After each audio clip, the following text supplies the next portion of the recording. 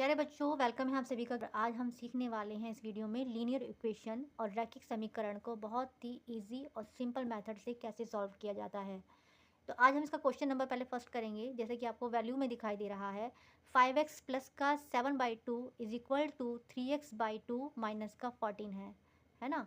तो प्यारे बच्चों, जब इस इक्वेशन में कोई भी वेरिएबल नंबर और नॉन वेरिएबल नंबर्स होते हैं, सबसे पहले हमें ये पता होना चाहिए प्यारे बच्चों कि ये वेरिएबल नंबर्स कौन से होते हैं।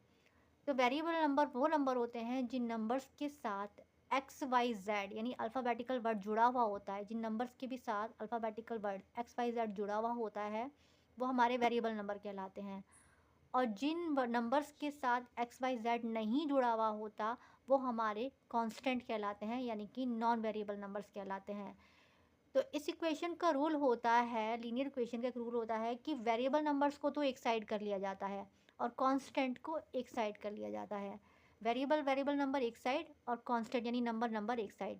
तो सबसे पहले हमें पता है कि इक्वल की इधर भी वैल्यू दे रखी है और इक्वल के इधर भी वैल्यू दे रखी है। तो यहाँ की इधर की वैल्यू को तो लिख देंगे हम राइट हैंड साइड की वैल्यू। ये हमारी कौन सी है? लेफ्ट हैंड साइड की वैल्यूज़, है ना। अब मैंने जैसे आपको बताया कि वेरिएबल नंबर एक साइड में और कांस्टेंट हमारे एक साइड में। तो वेरिएबल नंबर कौन कौन से हैं यहाँ पे? तो वेरिएबल नंबर तो एक तो हमें दिख रहा है 5x दिख रहा है ना, 5x है। दूसरा वाला वेरिएबल नंबर कौन सा है? दूसरा वाला टर्म हमें दिख रहा है 3x/2 का दिख रहा है, लेकिन ये तो इक्वल के इधर है। इक्वल की 3x/2 को अगर मैं इक्वल के बराबर में लेकर आऊँगी तो उसका साइन चेंज हो जाएगा। किसका हो जाएगा वो? माइनस का 3x/2 हो जाएगा, है ना। कोई भी संख्या या कोई भी नंबर जब इक्वल के बराबर के इधर जाती है, चाहे वो राइट हैंड साइड पे जाए या लेफ्ट हैंड साइड से राइट हैंड साइड पे जाए, तो उसकी जो साइन है वो चेंज हो जाते हैं। प्लस का था तो क्या हो गया? माइनस का 3x/2 हो गया। इक्वल का साइन है तो इक्वल का साइन लगा देंगे, है ना। अब हमारे वेरिएबल नंबर एक साइड हो गए। अब हमें क्या करना है? कांस्टेंट कांस्टेंट यानी नंबर नंबर एक साइड कर लेंगे। तो नंबर हमारे कौन से हैं यहाँ पे? 1 4 यानी कि 14 तो हमारे पास ऑलरेडी है ना। 7/2 इक्वल के बराबर किधर जाएगा तो क्या हो जाएगा? माइनस का 7/2 हो जाएगा, माइनस का हो जाएगा ना। अब हमें ये पता है कि जब कोई भी जो इक्वेशन, जब इस वाली जो इक्वेशन है जब फ्रैक्शन की फॉर्म में आती है तो एलसीएम लेने के लिए नीचे के डिनोमिनेटर को देखना होता है। जब हमारा नीचे का डिनोमिनेटर सेम होता है तो एक कॉमन संख्या हम बाहर ले लेते हैं, क्योंकि दोनों का सेम है तो हम दोनों में से एक बाहर ले लेते हैं, उस एलसीएम को बाहर ले लेते हैं।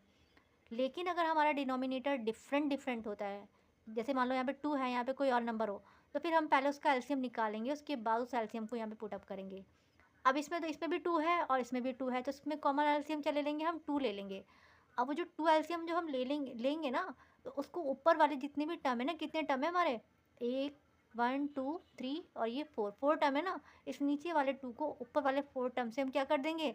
मल्टीप्लाई कर देंगे। तो हम यहाँ पे लिखेंगे 2 को कॉमन लिया है ना हमने तो हम लिखेंगे 2 इंटू में 5x। इस वाले से हो गया। माइनस का साइन है तो माइनस का साइन लगाएंगे। अब 2 को फिर अगेन मल्टीप्लाई करेंगे 2 इंटू में 3x/2।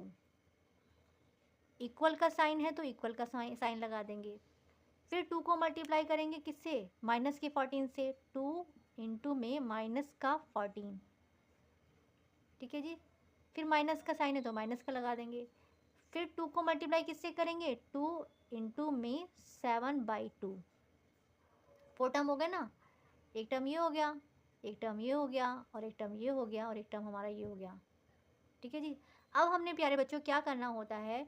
सिंपली हम इसको मल्टीप्लाई कर लेंगे। तो 2 5 ज़ा कितना होता है? हमें पता है 2 5 ज़ा तो होता है हमारे पास 10। एक्स इसके साथ जुड़ा है तो एक्स इसके साथ में लगा देंगे। क्लियर है? माइनस का साइन है तो माइनस का साइन लगाएंगे, ठीक है जी। अब हमें पता है कि इस वाले टर्म में 2 तो नीचे भी है और 2 ऊपर भी है, तो ये आपस में कैंसिल आउट हो जाएगा, यानी 2 1 ज़ा 2 और 2 1 ज़ा 2, ये तो कट गया। ऊपर क्या बचा? ऊपर बचा हमारा 3x। इक्वल का साइन है तो इक्वल का साइन लगा देंगे। 2 को 14 से मल्टीप्लाई करेंगे तो क्या आएगा? 14 2 जा कितना होता है? तो 2 14 या 14 2 होता है हमारा 28, ठीक है 28। लेकिन 14 के आगे तो माइनस का साइन है तो यहाँ पे हम माइनस का साइन लगाएंगे, ठीक है। उसके बाद माइनस है तो माइनस, और 2 से 2 हमें अब यहाँ पे भी नीचे भी 2 नज़र आ रहा है, 2 ऊपर भी नज़र आ रहा है, तो क्या हो जाएगा? ये कट जाएगा, है ना, कैंसिल आउट हो जाएगा। तो 2 1 ज़ा 2 और 2 1 ज़ा 2, तो ऊपर क्या बचा हमारा? सिंगल 7 बचा तो हम यहाँ पे लिख देंगे 7। ठीक है जी। अब हमें क्या करना है कि 10x में से अगर 3x को लेस करेंगे तो क्या आएगा, 10x में से 3x जाएंगे तो कितने बचेंगे भाई, यहाँ पे हमारे बचेंगे 7x बचेंगे ना, इक्वल का साइन है तो इक्वल।